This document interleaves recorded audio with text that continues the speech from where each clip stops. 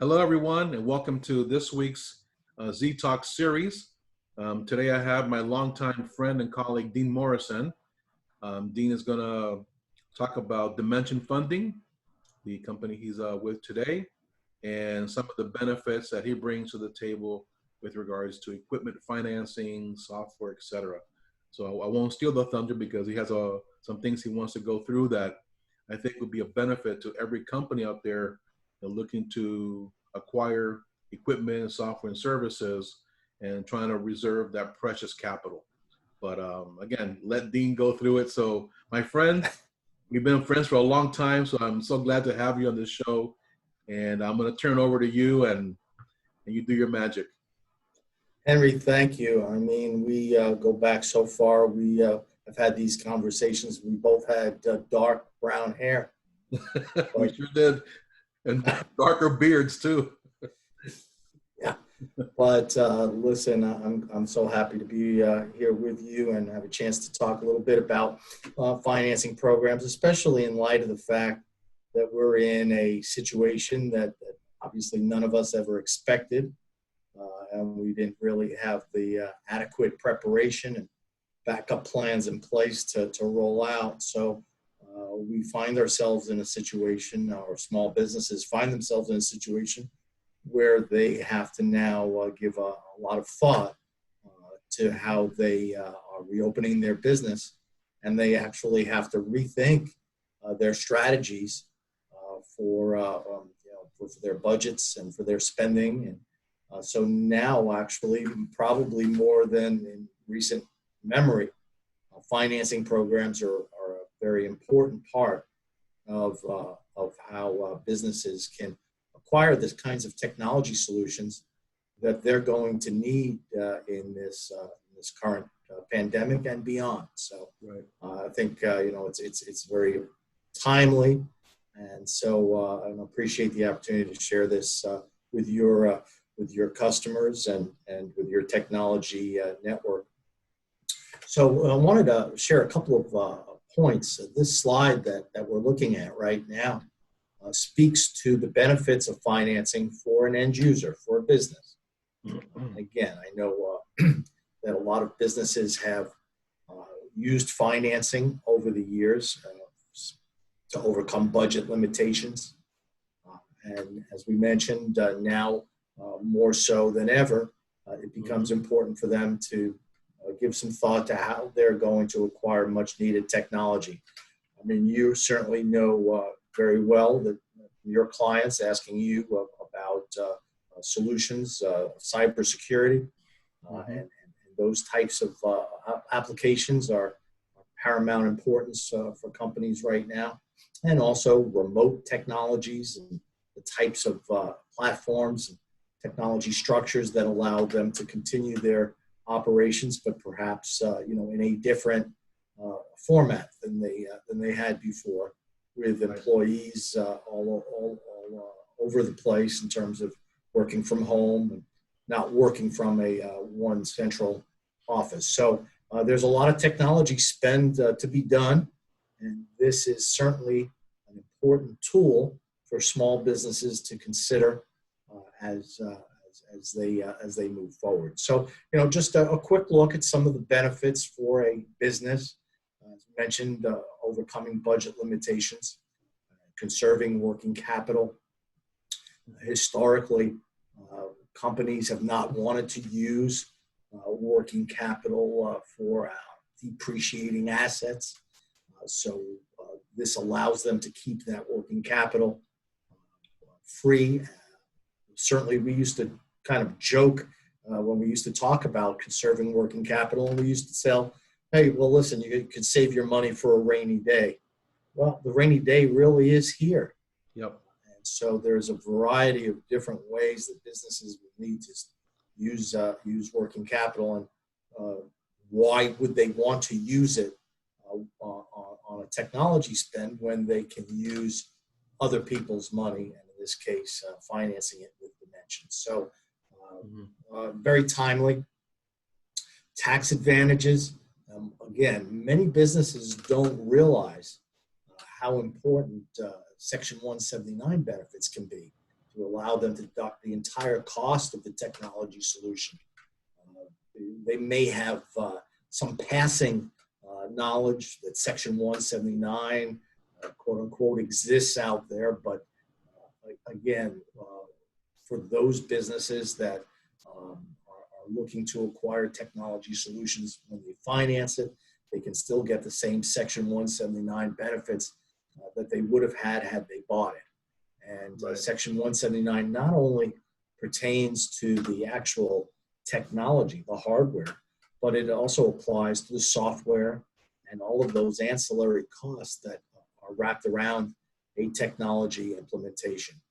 So while I would say that that's not of paramount importance, as opposed to, reasons for financing, budget and working capital considerations, it's still something that the government is giving small businesses, and there's no reason why they can't take advantage of that. Mhm. So we like to bring that up to clients. When we talk to vendors, we often tell them to make sure that they're letting their customers know that financing still provides the access to Section 179 benefits that they might have had they bought the solution. Minimizing obsolescence, ownership and depreciation of equipment encourages its use beyond its productive life. And so we can use financing to upgrade and add on and avoid the possibility that the technology becomes obsolete. Or they're purchasing something that doesn't provide the value that they thought they might have had. As far as improving cash flow, we talk a little bit about conserving working capital, but improving cash flow pertains to the fact that a business doesn't have to use their very precious bank lines of credit. Bank lines of credit right now are fairly inexpensive, but yet it doesn't make sense to use those really aggressive bank lines for something that can be financed equally as well at extremely competitive rates. So that's really critical. We see a lot of deals that we work on. Henry, as you referred deals over the months and years. Many times we're competing with the customer's bank for that business. Right. But in many cases, the customer doesn't really think about the fact that bank line can be used for something completely different, and they don't have to use that for a technology spend type of scenario. Mm-hmm. And of course, the fact that we can finance 100% of the professional services is something that we like to point out, whether those services are, no matter what the ratio is, even if it's a small ratio of software and technology to services, those can still be financed. So we like to present what we do more or less as a total technology project financing opportunity, because there's not any part of that total technology project that a potential customer could not finance. So those are a few of the major benefits that, as you talk to your customers about your solutions, these are the many benefits to them for financing those solutions. Now, what I'd also like to show you now, Henry, is what are some of those benefits for the vendor. Yeah. And while you're bringing that up, Dean, Yes. Supposing a client wants to, let's say, finance a managed service. So something that the client's paying monthly for, whether it's a managed IT service, managed security, whether it be a cloud infrastructure that they have hosted with whomever, AWS, Azure, you name the cloud, but they're paying a monthly fee to the reseller. So is there a possibility then for the reseller to take that, package that into a finance type of arrangement, and how would that work to the benefit of the reseller or the consultant?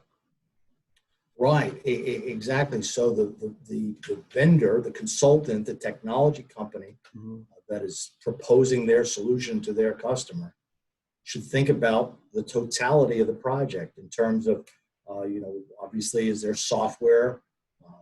What types of consulting costs are involved? Is there a maintenance component to it? Mm-hmm. In many cases, you can have the customer finance the solution and match the term to the maintenance contract. So it gives technologists the opportunity to sell a more robust solution and lock their customer in for multiple years instead of just doing an annual subscription and then have the subscription risk after that's done. So you can lock in a customer for 3 years over a 3-year contract, or 4 years, or 5 years over a 4 or 5 year contract. So there's a little bit of thought process behind it before you talk to your customers about it, just so that you are aligning your value proposition effectively, including the financing piece, to give that customer really a total turnkey solution that includes everything that you're selling, Right. including the services, including the maintenance contracts, and a very competitive financing rate that aligns with a monthly budget that the customer wants to make.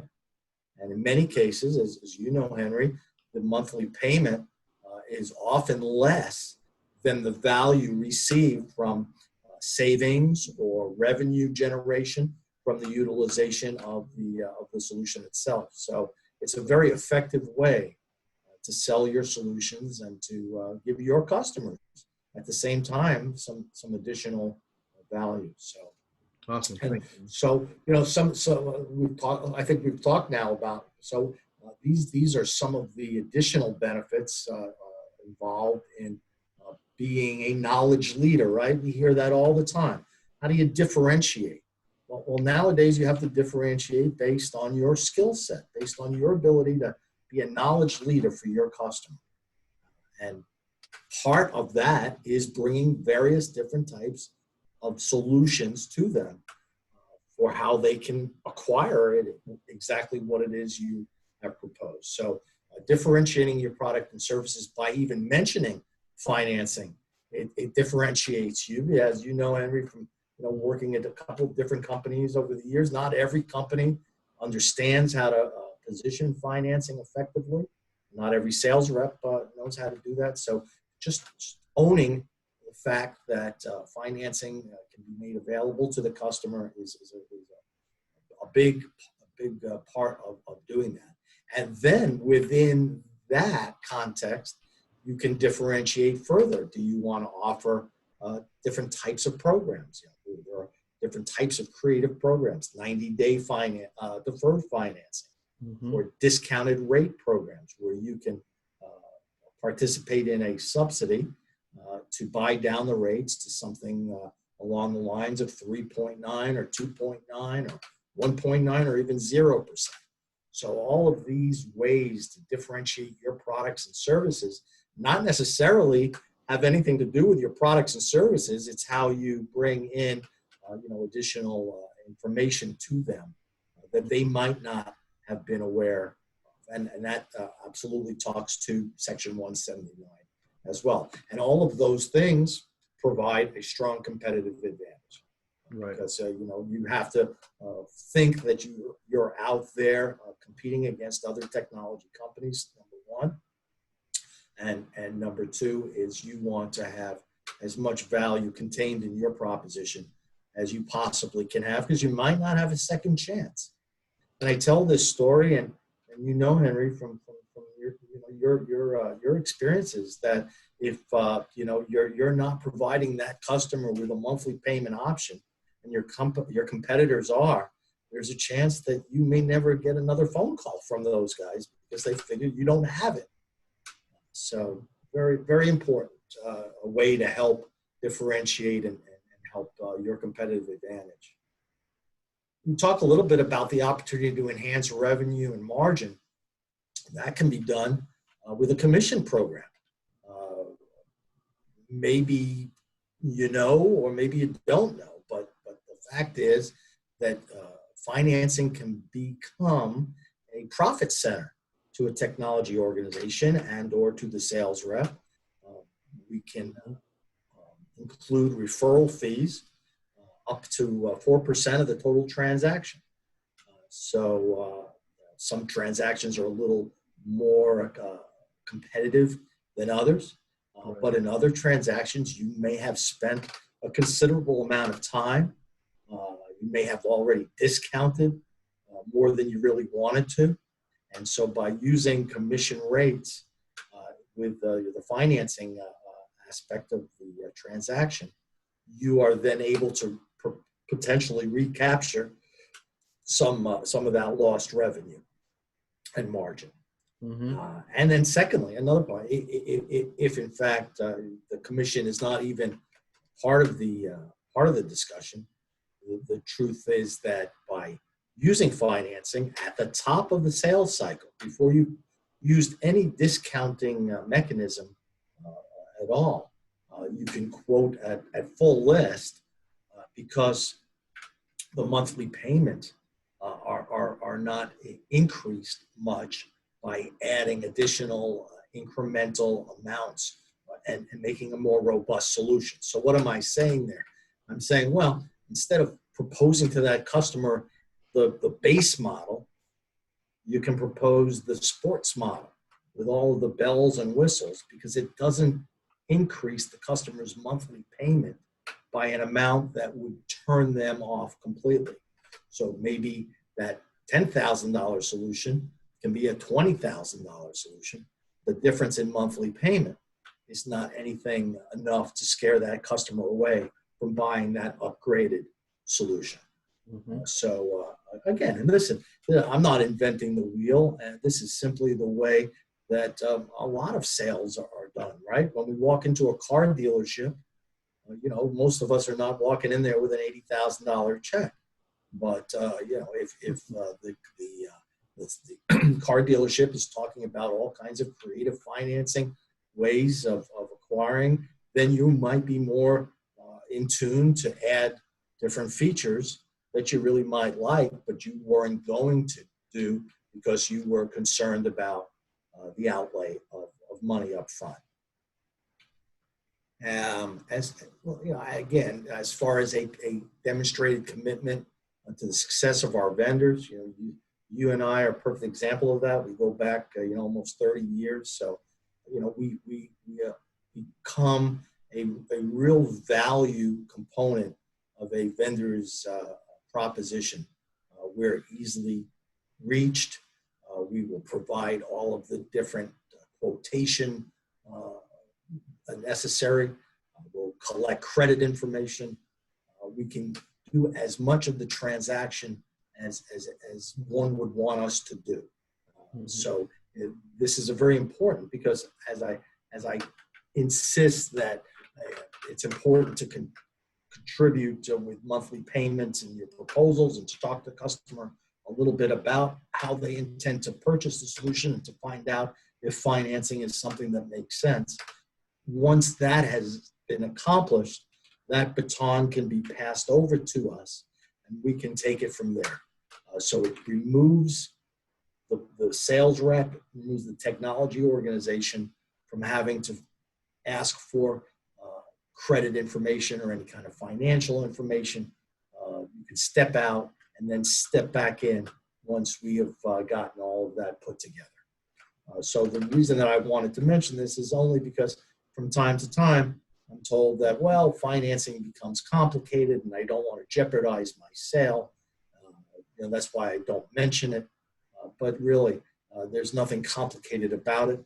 And we can handle every aspect of the transaction once you get us involved. And as far as the management tools are concerned, we have reporting that we will send out on a quarterly basis that lets we can do it on an organizational level, we can do it on a sales rep level, we can do it on both levels. So we can provide reporting as to what's in the pipeline, where it stands. That's very easily done. We have different types of tools that we make available. We have quote tools. We have online credit applications. We have overview of benefits of financing. That is a widget, more or less, that can be put on a website so that your clients can access that information and be able to submit a credit application online and get quotes. So if anybody has any interest in something like that, I'd be happy to do a demo on our financing widget. Mm-hmm. And that's what I meant by the tools to assist in closing deals. And so I bet a really good overview from the end user perspective, the value proposition for the customer, and some of the reasons why technology companies have used our financing programs over the years very successfully. And I know just in terms of accelerating sales cycles and creating higher margin transactions, I really think it makes sense for you to take a closer look at how that can be accomplished just by using creative financing programs. And it's a great, I mean, you mentioned the times we're in today with the pandemic and other things going on along those lines. Preserving capital is, it's got to be a high priority with many organizations, as well as, kind of getting a little help with the monthly payments. You have a payment deferral plan. So if they need, hey, I want to get the equipment now, why wait a few months until you've gathered, enough cash for the purchase. I see this deferral kind of helps in two ways. A, from a cash flow perspective, helps out. Get 3 months. You don't have to pay, but also moving the project up to meet your actual timeline and get that project started, as opposed to waiting 3-6 months. And maybe missing a lot of deadlines and other things that the business needed to make money. So moving it up and getting a deal and done now, and getting the equipment out there and the services and everything deployed is paramount. And I think the deferral program, obviously with the whole financing package in today's time, today's climate, this is something that every business should be looking at and thinking about. And you're right, they have a bank option, but why tap into that when there's another way to get the financing done and you still have that available to you. Henry, what I often see with regards to that whole banking aspect of customer using those kinds of sources for their technology acquisition is the fact that even though they might be cheap lines of credit, they don't always close quickly. And so if you're relying, and when I say you, if a technology organization or sales rep for a technology organization is relying on the customer to go to their bank and make all of those inquiries and secure the lending and go through that red tape that exists, you put your sale in jeopardy, and they may take too long. It can take weeks. I've seen that happen. So it really becomes important to own the whole entire process and to realize that how that customer intends to pay for that solution is part of the closing cycle. Right. You don't want to leave anything up for a chance. And in many cases, especially now, with banks changing their lending policies, I don't recommend that would be the first line for your customers to try to pursue in order to acquire working capital to acquire what it is that you're trying to propose to them. So excellent point, especially now when things are a little bit more closed from a credit perspective than they had been in the past. Mm-hmm.